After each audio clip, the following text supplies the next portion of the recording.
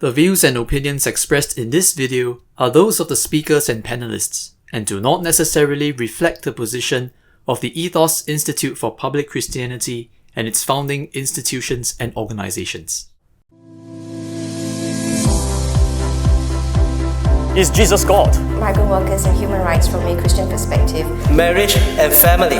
ISIS presents a much bigger threat. How do we integrate the Bible with our scientific understanding? Are you able to actually describe and articulate clearly your own sense of purpose in life?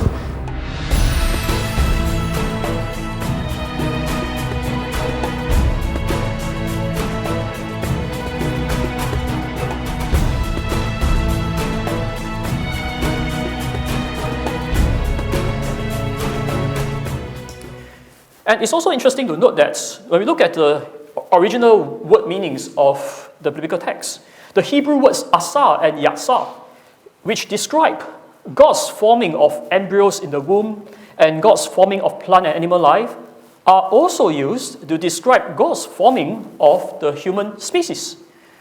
And so the use of these words implies, or at least does not rule out, that God's forming of humankind was a process and not an instantaneous event. So I find this very enlightening, right? So if you study the original word carefully, you will realize this. And so, for example, if you read the biblical text, Genesis 2 verse 7, then the Lord God formed man of dust from the ground. Now, the word form in the original Hebrew is the word yasar, right? And of dust from the ground indicates that humans are made of the material to which they shall return when they are buried. Right? So from dust to dust, right? And form, yasar, implies, or at the very least, does not rule out that God's forming of humankind was a process and not an instantaneous event. And so evolutionary creationists can propose that only the physical aspect of humanity came from a common ancestor via a process, whereas the spiritual aspect was directly created by God. And this is one way to understand the phrase breath into his nostrils, the breath of life, right? God breathing into, so this can be understood as God creating the spiritual aspect of humanity. And so it could be that these spiritual properties were created by God on a pre-existing hominid species. And so now I'm talking about task C. Okay? So I'm saying a possible model, a possible way to think about it is that these spiritual properties were created by God on a pre-existing hominid species, resulting in a new person with the image of God, Adam, which will be the first human being. In this way, human uniqueness compared to animals is affirmed, okay? Because we have the image of God. And so we are unique compared with animals. Because what is theologically important is that we are created in the image of God. And evolutionary creationists can affirm that point. Now again, this interpretation is not a new interpretation, right? It's not something that I invented or what, but actually, as I said, I'm quoting from other scholars who have analyzed the biblical text properly. And you also find this view mentioned in the Roman Catholic tradition. So for example, Pope Pius XII, decades ago, right, he stated this in the encyclical Humani Generis. He says, the teaching authority of the Church does not forbid that, in conformity with the present state of human science and sacred theology, research and discussions take place with regard to the doctrine of evolution, in as far as it inquires into the origin of the human body as coming from pre-existent and living matter. So he says the teaching authority of the Church does not forbid that. But the Catholic faith obliges us to hold that souls were immediately created by God. So this is exactly the view which I mentioned earlier on, right? That the body could have came by evolution, but our souls are created directly by God in His image, and that is what makes us God's image bearers. Now, there's another possible scenario concerning Genesis 2 verse 7, and this is very interesting. This is something I didn't realize before until I read this book by George Somidas. He says entirely consistent with the genetic and archaeological evidence, it is possible that Adam was created out of dust and Eve out of his rib less than 10,000 years ago. Leaving the garden, their offspring would have blended with those outside the garden, biologically identical neighbors from the surrounding area. In a few thousand years, they would become the genealogical ancestors of everyone.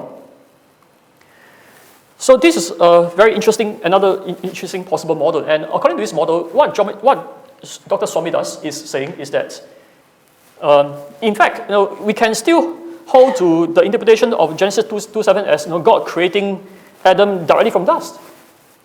So I mean that is also the interpretation of younger creationists, right? God created Adam from dust directly, and then Adam, after he was cast out of the Garden of Eden, he and his descendants, right, they were mixed with other biologically identical creatures outside the garden who would have been evolved from early life forms. Okay? And they would have blended with them. And Adam could still have become the genealogical ancestors of everyone today. Okay?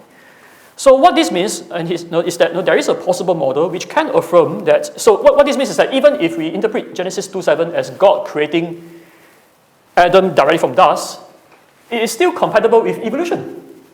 Okay? So this is a very surprising view, right? But he defended this view in his book, and I think he argued his case very well. So to understand why he said that, we need to understand this concept of what is known as most recent common ancestor. And this is a topic which has been discussed by scientists.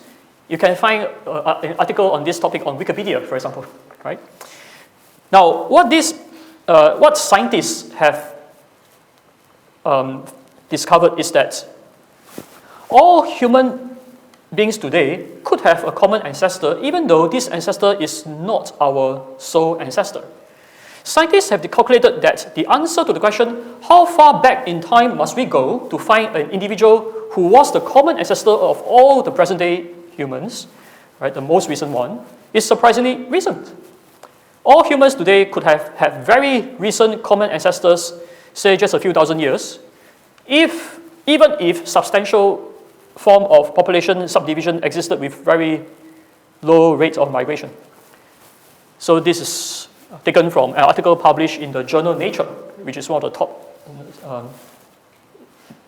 academic journal in science, right, in the world. And these findings have stood the test of time since it was published until now, right? So this is still true, and we can understand it in this way, right? So George Somidas, he drew this in his book. Right, so if you look at the present populations, right? So this is the present, and you'll find that. Okay, so the present human beings, right? We descended. So we descended from a large population from the past to the present, right? From a large population, more than 2 people. However, it is also true to say that we can trace to a common ancestor, this one. So this guy is our common ancestor, even though we are descended from a large population, right? So even though he is not our only ancestor, but he is our common ancestor.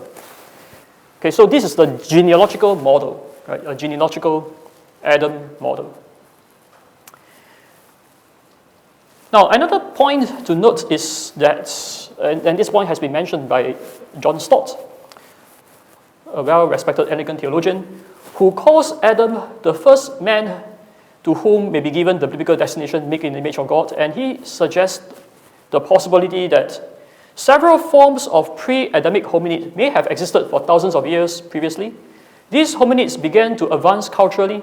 They made their cave drawings and buried their dead. It is conceivable that God created Adam out of one of these hominids. So what this proposal implies is that there is a distinction between anatomical homo, which possess the image of God, and we can call this God's image bearers, which means human beings, and anatomical homo, which did not possess this. right? So my model, it basically agrees with John Stott's on this point. So I argue that there is a possible model which distinguishes between anatomical homo possessing the image of God and anatomical homo who did not possess the image of God. And God took a pre-existing anatomical homo, or created one de novo, as George Somidas suggested, so both are possible, and make him, Adam, to be the first God's image bearer. The image of God was passed down from him to his descendants, right? Remember the chart I showed just now, right? So, and therefore, all human beings today could have him as common ancestor, even though they descended from a large population of anatomical homo, as indicated by population genetics. Some descendants of Adam could have mated with non-human anatomical homo, which contributed to the genetic diversity, but their descendants were nevertheless fully human. Okay, so this is a possible model which can show how is it that there is no conflict between the Bible and evolutionary genetics, right? It's a possible model. And as I said, right, the burden of proof will be on those who disagree, right, to try to refute this model. So let me say a bit more about this possible model.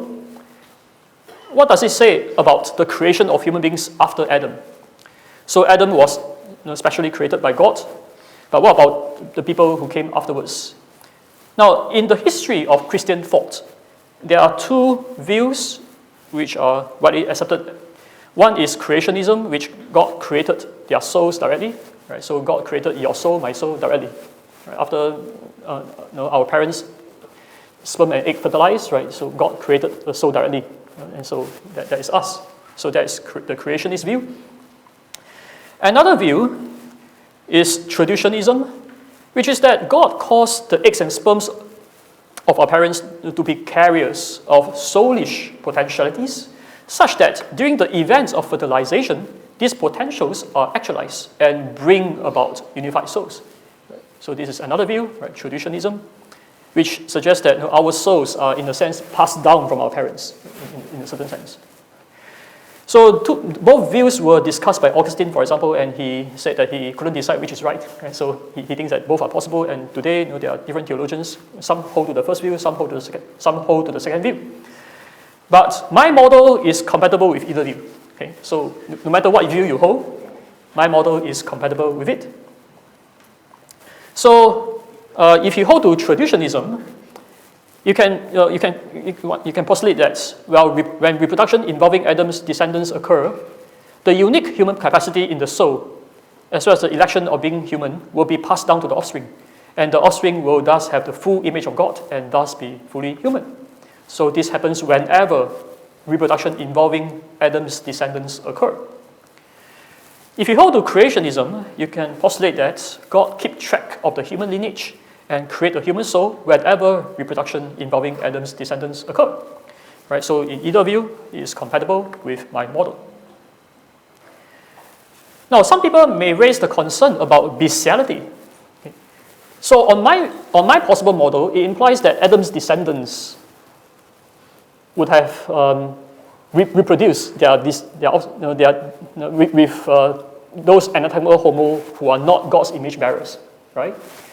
So now, and those anatomical homo which are not God's image bearers, they are not human beings, right?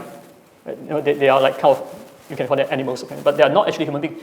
So does it mean that my model implies bestiality? Does it mean that it implies that humans actually commit bestiality by having sex with animals, non-human animals? So this is one objection that has been raised, and I think there are two possible responses to this objection.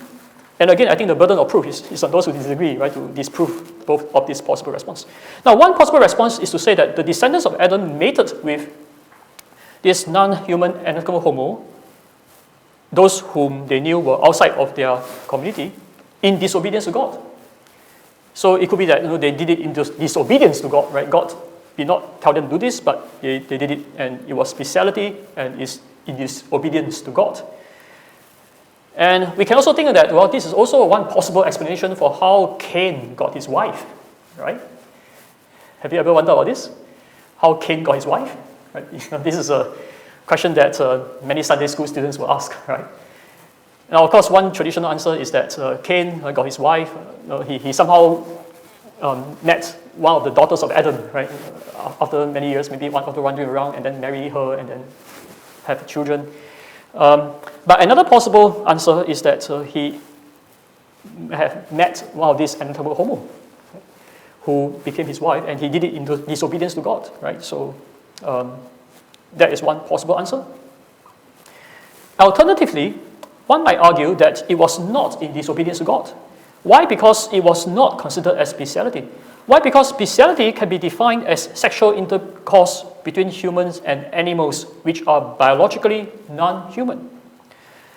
And in the Bible, this is condemned. Now, why is it condemned? Because it is condemned as lusting after other flesh. So in Jude 1 verse 7, for example, right? Lusting after other flesh is wrong. And we also read this condemnation of bestiality in Exodus chapter 22, Leviticus chapter 18, Deuteronomy chapter 27. However, unlike other animals, non-human anatomical homo were similar to human beings. On my model, they were similar biologically. They have the same body physically.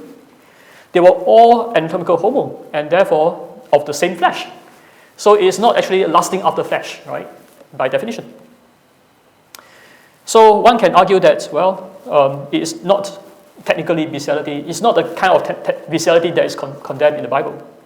So there's no problem. So in either case, it is possible that this is how Cain got his wife and descendants. And I think both possibilities are defensible, and so I don't think this is a good refutation of my model. Now, another question which people have asked is that, do all people today possess the image of God? Right? So how can we be sure that everyone today is, that we all have the image of God? Well, my model affirms that all people living today are indeed the descendants of Adam.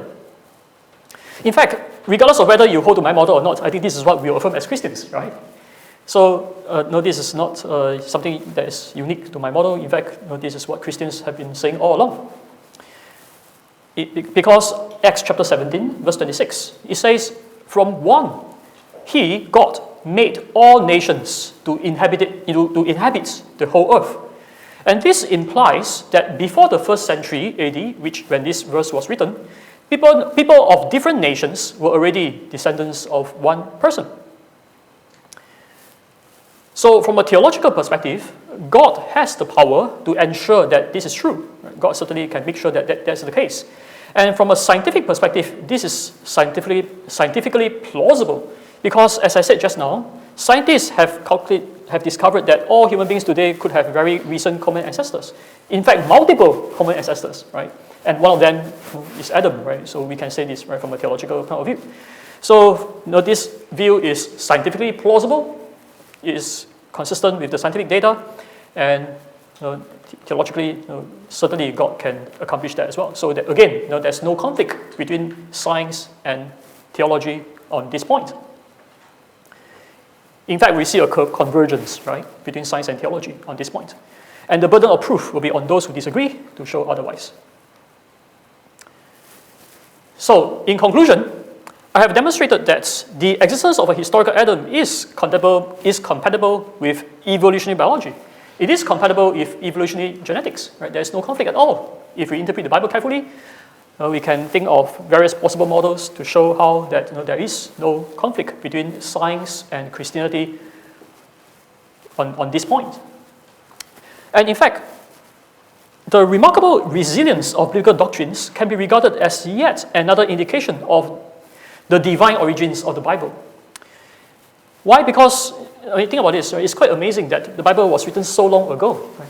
Thousands of years ago, and yet it has stood the test of time, despite being challenged by so many atheist scientists, right? They have tried to disprove the Bible, they have tried to say that science disproved the Bible. Many atheists today, they still argue that evolution has disproved the Bible. They still claim that evolution has refuted the historical existence of Adam. A lot of people think that that is the case, but actually they are all wrong. Okay?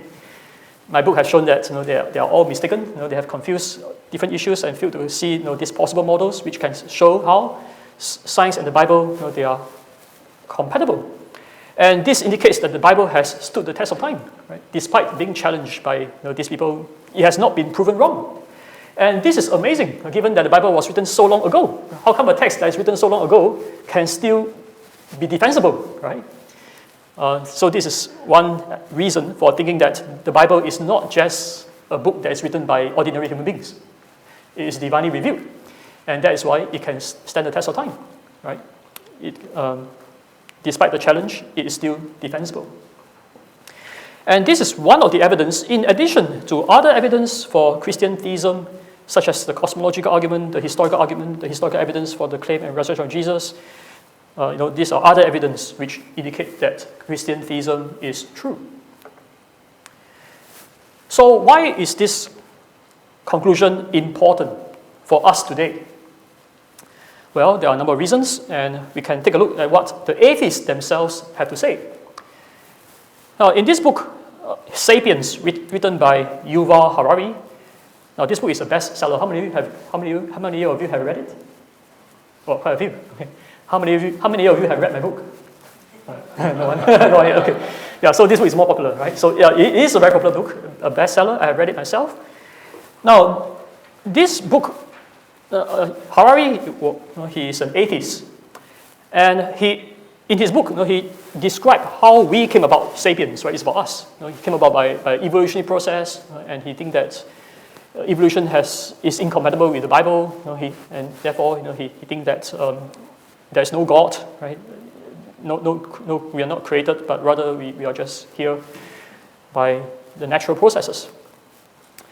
Now, it's very interesting that he ended his book with on a very sobering note.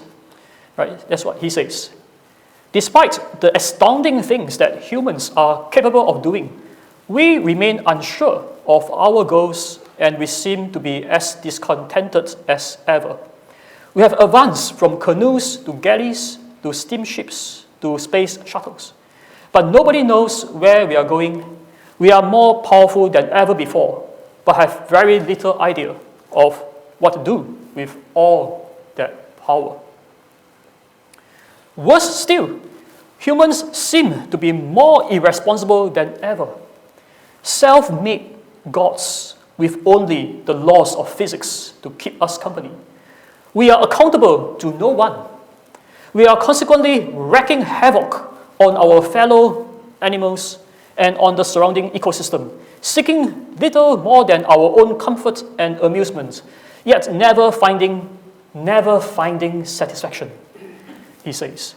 Is there anything more dangerous than dissatisfied and irresponsible gods who don't know what they want?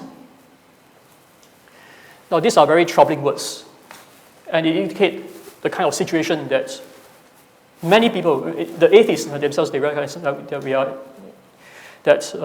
the human future is a deeply troubling one.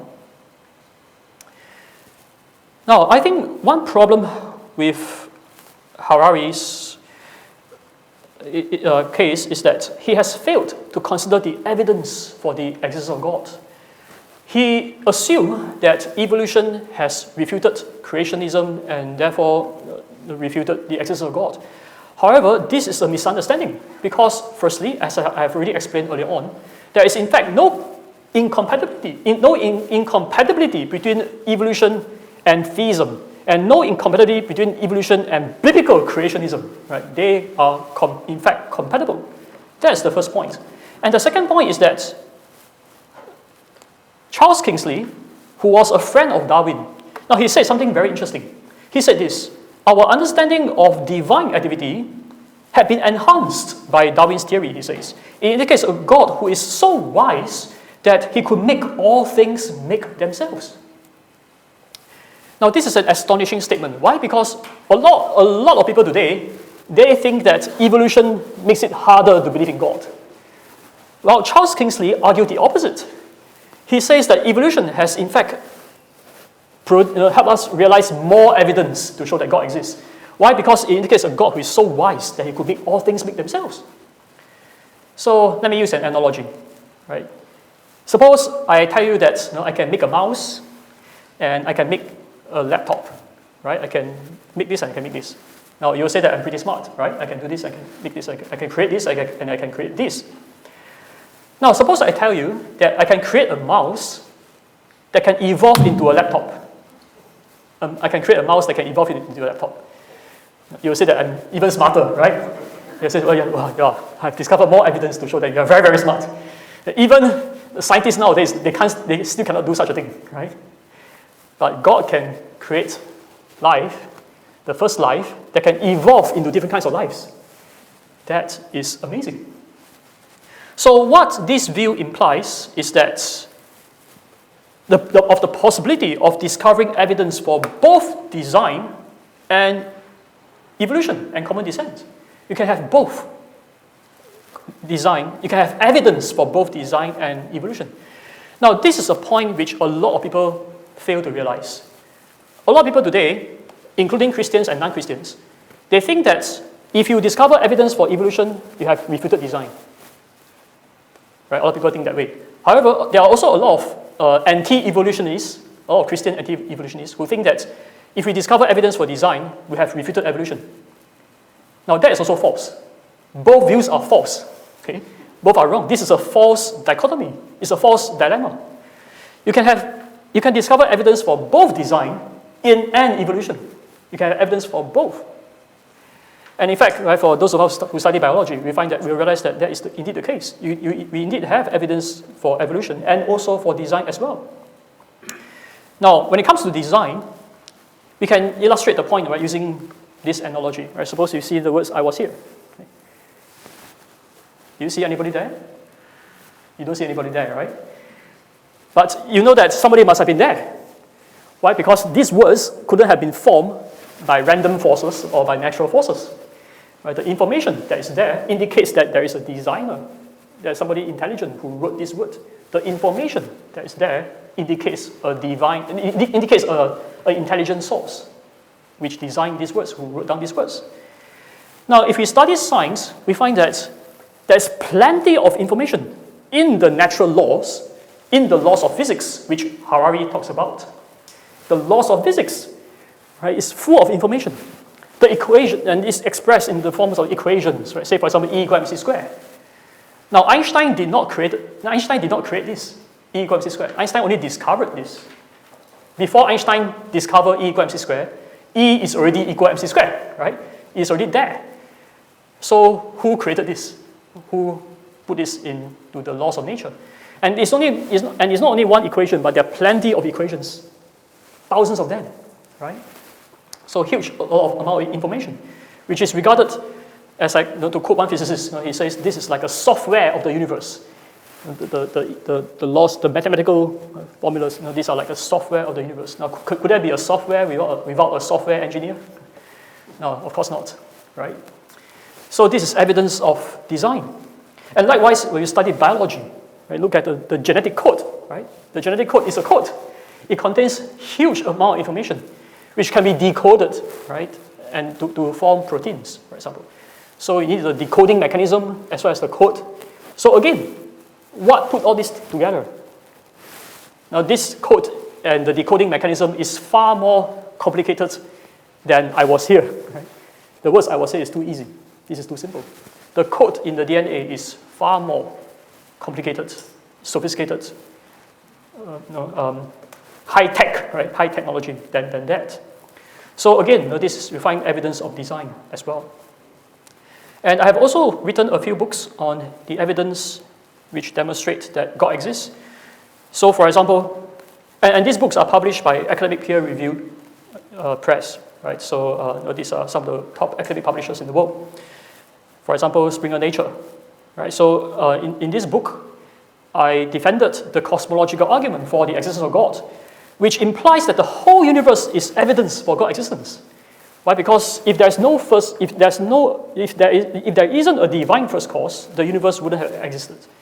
But the fact is that our universe exists, right? So this implies that this points to the existence of a divine first cause, which is God. So the entire universe is evidence for God. And I have also written a second book, which is a follow-up to this book.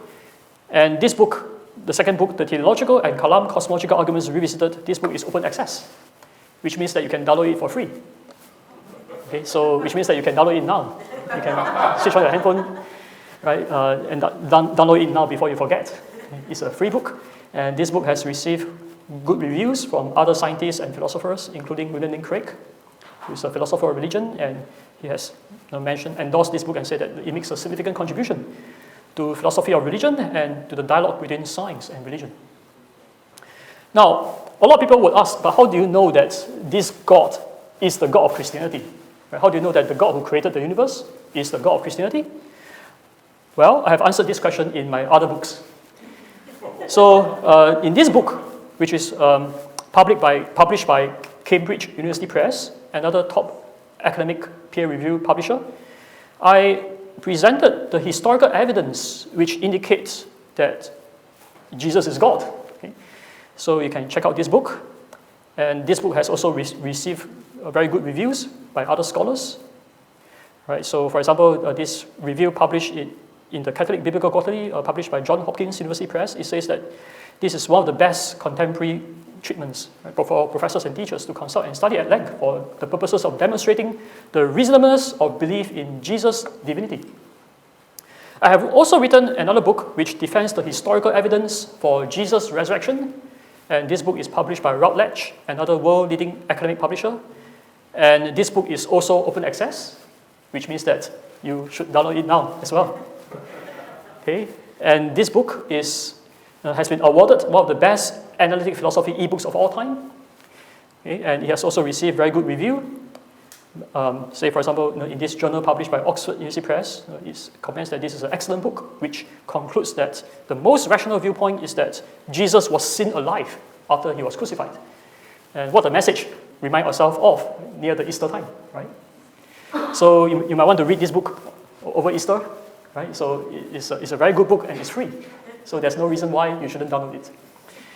Now, I have no time to go through the contents of these books, but if you're interested to find out more about the evidence for God, you're welcome to sign up for this course called The Evidence for God, which will be hosted by St. Peter's Hall at Trinity Theological Seminary, Trinity Theological College, TTC, right? So St. Peter's Hall is in charge of the education of the Anglican Diocese in Singapore, and this course will be held online, and so people from other countries can also sign up. And in fact, right now, more than 150 people have signed up all over the world. Right? So we have people from United States, Germany, Brazil, right? Other places all over the world. People have signed up for this course. And so in this course, I will explain the evidence for God, which is found in my peer-reviewed publications. Right? I will try to explain it in the layman, in an understandable level for lay people. And this will strengthen you and equip you to share this evidence with others. And it's important, right, to help other people, to help people around us, to help our friends realize that there's good reason, good evidence to show that Christianity is true. So, given all this evidence, how can we respond to Harari? Well, the response is that it is not true, as Harari says, that we are self-made gods accountable to no one. Rather, there are reasons for and evidence for thinking that the laws of physics themselves came from a lawgiver, the God who created the universe, the first cause who created the universe, and who has revealed himself in the person of Jesus Christ. Humans are accountable to him because he will judge the world one day. And they are called to repent and to trust in him who has accomplished salvation through his death and resurrection. In him, we can find the meaning of life and lasting satisfaction.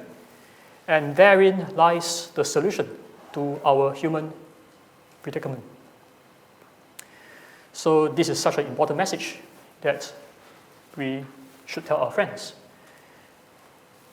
And so in these troubling times in which humans, we face a deeply uncertain future as a result of scientific and technological progress, The resources of Christian theology which answers our deepest questions are needed more than ever before.